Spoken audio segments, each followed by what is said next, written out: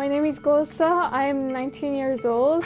I'm from Iran. I've been here for 2 years and I have been a refugee in Turkey before coming here for 2 years.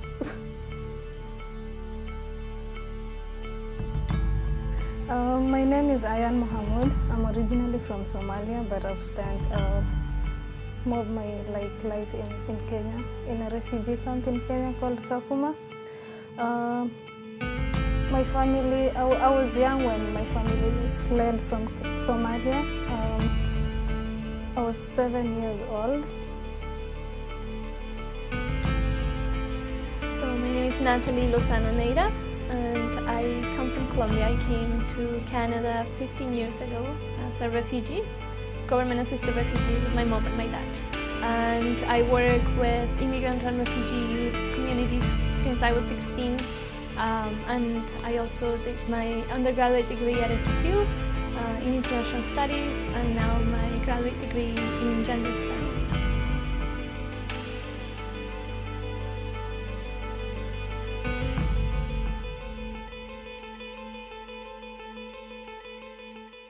I don't know if there's anything correctly understood about refugees because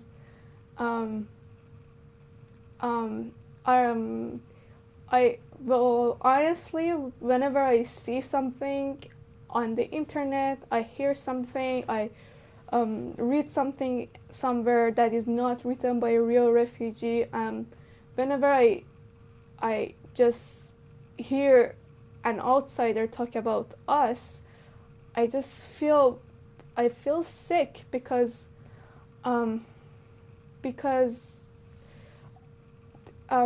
whenever they talk about us, they talk with pity. They talk with this sense of sympathy. Oh my God, I'm so sorry for you. It was terrible. I know. A refugee is a different person than a victim. A victim is who has died already and it's done. A refugee is struggling to not be killed. So I don't know how someone who has always been in a safe place, at peace, with first world problems, I don't know how they can allow themselves to feel that they have had a better life, because that life to me is so meaningless. It's so empty and fragile because they have not gone through anything to examine themselves. They might fall apart very easily if they're in the slightest problem. But a refugee is way different than that. A refugee is like the superhero that they always talk about and they always make movies about. But when it comes to real life superheroes, they become pitiful about them. I just don't understand why they think that they have something better or they should feel bad for us. I mean, I feel bad for them because I don't know if they would ever try to live a better life, or if they would ever give up everything and leave everything that has ever been important to them just in order to survive and in order to get the life that they think that they deserve.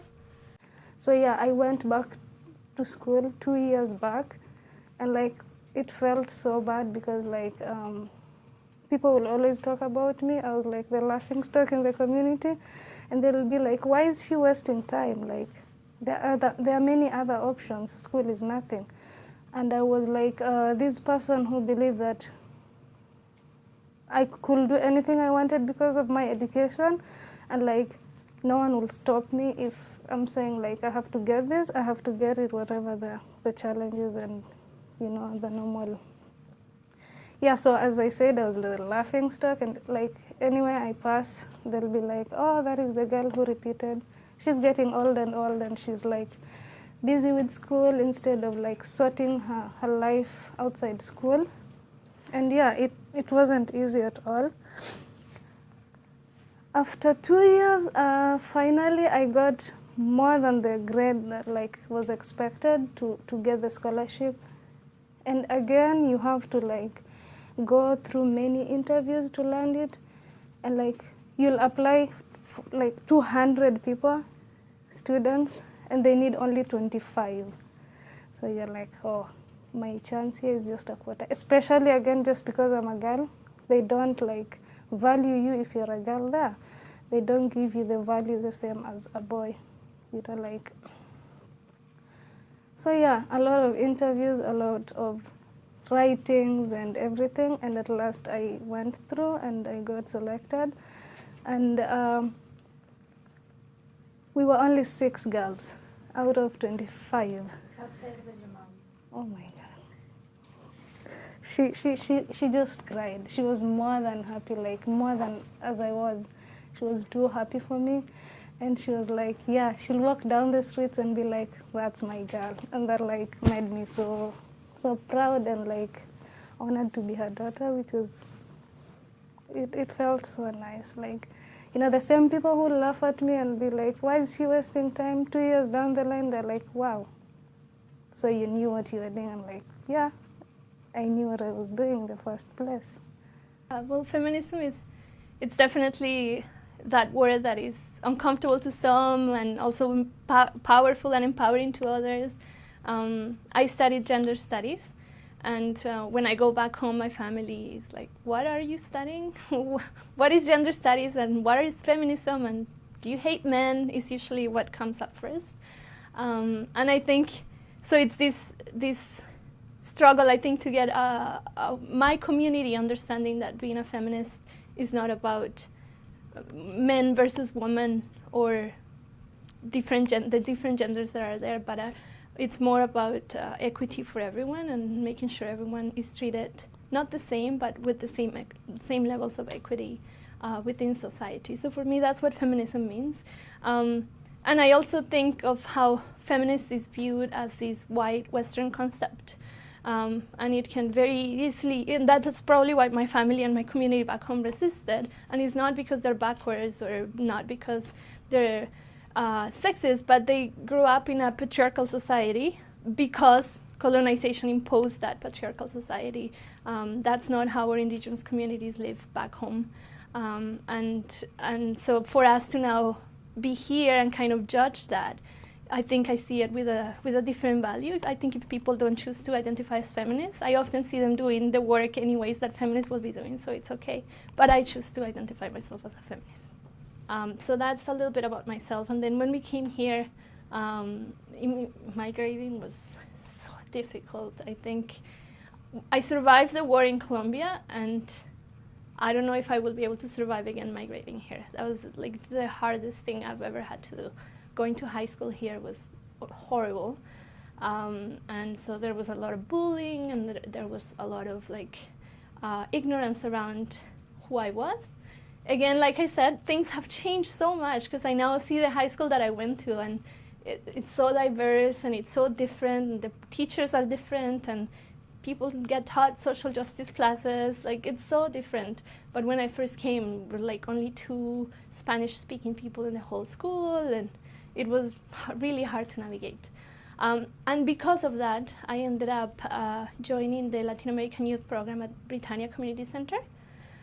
Somebody suggested that I go there because I spoke Spanish, and I went there, and they directed me to take a leadership training with Immigrant Services Society called My Circle, and that's really where my activism began. Just sitting around a room full of immigrants and refugee young people talking about experiences with racism, with war, with trauma, and then me being like, oh, it wasn't just me, it was all these people are feeling the same way.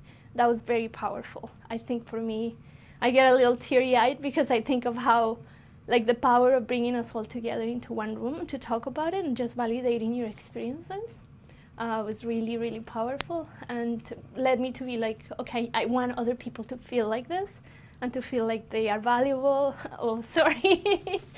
like they're valued and valuable in the society. And so that's kind of where my activism sparked from. My name is Layla Cameron, and I'm a PhD student at SFU in the School of Communications. I also work for an HIV research project at St. Paul's, and I'm a filmmaker. My name is Amanda, and I grew up in Vancouver, and my parents are also from Vancouver. My grandparents came over from China when they were teenagers. So for myself, it started definitely in like grade 1 or 2 when, like, I've always been fat. So because that is a bad thing and because it's an easy target and because it's very visible, you can't hide that you're fat. I definitely was a target for bullying, and it totally affected my psyche because starting from such a young age, you really internalize those messages that you're getting. And I think that's why it was so crucial for me around 14 or 15 to sort of change your media diet and seek out other opinions and other ways of being, because everything you're told up until that point is that you should feel shame and you should hide. And like, I remember reading 17 magazine as a kid, like way before I was even 17, and just feeling like you had to dress a certain way. I would like cut out the exercise tips and put them on my mirror. And then they had this like reader model contest. So I wrote to them and I was like, you need more fat people in your magazines because they'd like average American teenagers like a size 12. And I ended up being in the magazine and like being part of the contest. And I think like that was such a pivotal moment when I was 14, because up until then I had been like so bullied. And then after that point I was like, oh, you can like reclaim your power. You don't actually have to just accept everything that's dealt to you. And I think now, as like the media landscape is changing, it's getting easier for young people to have that pivotal moment at a younger age. Like there's more intervention happening, whereas when I was growing up in the 90s and early 2000s, there wasn't really a whole lot. I think like enhancing any kind of representation is obviously a step in the right direction, but I think as it stands now, the modeling industry is still inherently at its core an oppressive regime almost, because essentially what it does is it feeds capitalism, right? Like your job is to sell products. I think like when I was in modeling, even plus size models have the 10-10-10 rule. So your bust has to be 10 inches larger than your waist, which is 10 inches smaller than your hips. And I remember having my model bag, which had like cutlets in it. So if my hips weren't curvy enough, I could still put these like cutlets down my pants. Or if my bra wasn't full enough, you can like shape it. And even when I was in 17, I had safety pins up and down the back of my pants because they didn't actually fit the way they wanted the picture to look. So I think, you know, it's like a very like liberal feminist view of social change that, oh, we can just like slowly widen the system and force ourselves into it. Whereas fat activism is a little more radical than that. Essentially what fat activism says is we need to just destroy everything as it is and start again, because inherently in the foundations of things like modeling or fashion or beauty is patriarchal standards, is supporting a capitalist framework. And those frameworks at their core thrive off of oppression. I work for a large company, and previous to that, after I graduated university, I worked in the nonprofit sector for quite some time, supporting local organizations about things that I was passionate about.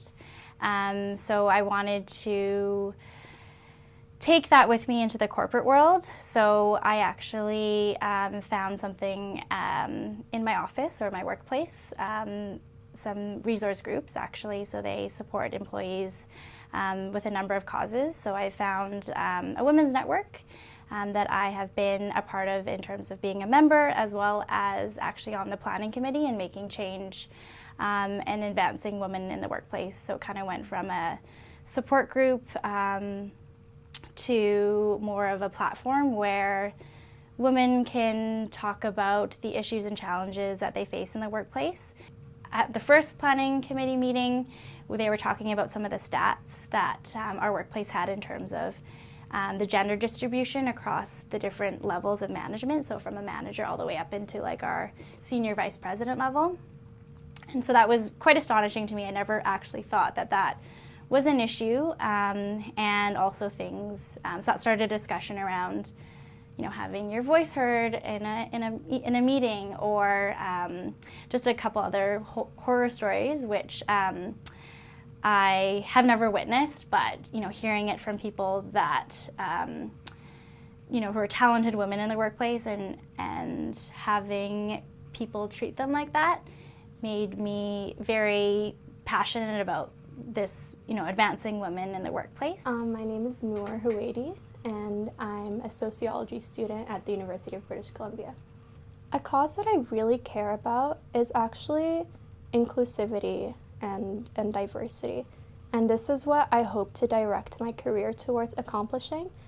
Because like I said, in Canada, all of these values are stated on paper, but in the workplace, in school, in everyday society, are people of different social groups, do they really have equal access to opportunities or equal chance to practice who they are? So I aim to work towards creating an integrated Canada that truly lives up to that standard, that truly celebrates diversity, and that provides an environment of equitability for everyone to participate, not just culturally or artistically, but economically and politically and socially as well. It was just my cousin. He was just caught in a bombing when he was 18, and it's just a perfect example of how someone that's innocent, has nothing to do with war, can be faced in a crossfire. How did that make you feel? Well, it was obviously very shocking, and it was a wake-up call as well, because we see these issues and conflicts as very far away, but they're really close to home. My name is Alison McLean, and for the last 6 years I've been doing combat camera in Afghanistan to bring forward stories of women on the front lines. Burkas to Bullets has allowed me to hopefully bring forward to the world stage Afghan women in a very strong, empowered position, as opposed to the traditional media of Muslim women, and particularly Afghan Muslim women, which is as a victim. Now, we are obviously full aware of the challenges in Afghanistan, dealing with radicalism. We've got the problems with the Taliban and with ISIS. That is one aspect and one segment of society. But I do get frustrated. I feel that Muslim women are not being portrayed with the strength and the sense of character that they should be. And a choice is made. We all make choices as individuals. And wearing the hijab is a sign of respect, and it's a sign of deference to religion. And we all need to embrace that. I don't know if I have ever been portrayed by the media at all, because all aspects of my identity have always been misrepresented, whether it's a Middle Eastern, it's a woman, it's a refugee, it's a young person, and well, a racialized person. Whatever it is, it's never what it really is. What I see from the media is never even slightly close to the truth. Well, I have never seen a person who identifies the exact same way that I identify in the media. I have never seen like a movie character who is a refugee woman from the Middle East. I have never seen I have never seen, even if I'm interviewed, I never see myself in that interview, because they cut off everything. They cut off what I say. They cut off what I actually want them to hear. And what stays there is, oh, I left my country because it was terrible. And that is not what I'm always saying. And it gets like really frustrating sometimes that I see myself and I don't recognize myself. I'm like, is this me, the person who was interviewed in this newspaper? And is this article actually about me? Because why don't I feel like this? You know, so I myself, my actual self, haven't been portrayed the way that I am. I really am. But then I went to meet my professor and I was like, I don't understand. We were writing an essay, a PA and all that. I'm like, I don't know this. So I told her I'm from a refugee camp and everything. And like, yeah. She was like, okay, she got so sympathetic with me. And I didn't want that. I felt bad. I told her, no, you don't have to be sympathetic with me. I just want you to explain to me, like, what am I supposed to do? You don't have to be sympathetic because, like, I'm from a refugee camp, so what? We are all students. I want you to treat me the same way you're treating other students, but, like, don't get too emotional and sympathetic with me. Just show me what I'm supposed to do. And luckily, yeah, she did. She was like, okay. But, like, yeah, people get to sympathize with refugees and, you know, yeah, that sympathy is needed, but, like, you don't have to make it, you know, treat a person differently because he or she is just a refugee. Personally, I don't want that. I want to be treated like the same as any human being will be treated. And then, yeah, people don't treat me the way I want. People don't understand or get me, the real me. Yeah. In society, in terms of the view on Muslims, we're seen as the instigators of terrorism, or it's us versus the world, when really terrorism has affected us, I think, more than anybody. And it's affected many Muslim families and many families in Libya, where I'm from, which is what happened with my family. So not only was it just a personal story, but it just goes to show that we are the victims of what we're portrayed to be the perpetrators of. I think it's really important to point out, too, that in fat activism, as it's seen from people outside the movement, there's no room for, like, fat sadness. So fat folks don't live in a vacuum or a black hole. Fat people, including myself, you have your bad days where things get to you. Like, a few weeks ago, I was in Gastown, and this man came up to me. It was like 1 a.m, and he came up to me and yelled at me that I was fat. And even though I identify as fat, and even though that I identify as a fat activist, he wasn't like, oh, you identify as fat. It was meant to hurt me. And there was a moment where I caught myself and I just wanted to burst into tears, but I was like, no, I'm making a movie about fat activism. Like, I am doing my thesis in fat studies. I can't be sad about this. And I read a couple articles that was like, actually, like, fat folks are vulnerable to these things. So I think for fat women who maybe feel like they can't be political about their identities because sometimes they want to change the way they are, it's important to emphasize that it's important to any movement that you allow yourself to be vulnerable and you don't expect yourself to be perfect, because none of us are, and that kind of pressure will inevitably just destroy you from the inside out. However, that being said, I think that women who are fat but maybe don't identify as fat or feel very negatively towards that word need to question why they feel that way. I encourage any woman to change the kind of media that she consumes, because I think that that has a profound effect on how we feel about ourselves. But for women who are fat or think they might be fat, I would encourage them to seek out, even on the internet, there's so much activism and information available about why the word fat isn't a bad thing. And to read that and then do it in a safe space, because you're going to feel really vulnerable, you're going to feel really raw. But then seek out community and seek out support. I never understood the importance of community. I was always a very sort of independent and like lone activist. And to have a fat community now has totally changed my perception of what I'm capable of and what I can talk about and what I can do moving forward. And I think the biggest one for me is to get them to understand whose land they're on and to learn more about the peoples here. And the power of that really grounds us, like I said before, in surviving this whole new zoo almost, this new world that we're coming into, where everything is different, the food, the systems, the people, the way we interact, everything is so different, and it's so hard to understand sometimes. But I really do think that thinking of whose land we're on and learning to take care of this land and moving with that sense of solidarity, but also of learning how different systems of knowledge kind of can affect how we choose to interact with this society and this world.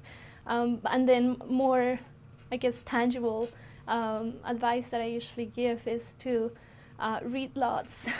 Read lots about other women who've gone through these journeys, Black women, queer women, indigenous women from all over the world. There are now, by now, many resources that we can read and that can keep us grounded and strong, and surround yourself with communities. Migrating, especially as a refugee, can be such a lonely journey. Sometimes you don't have your family.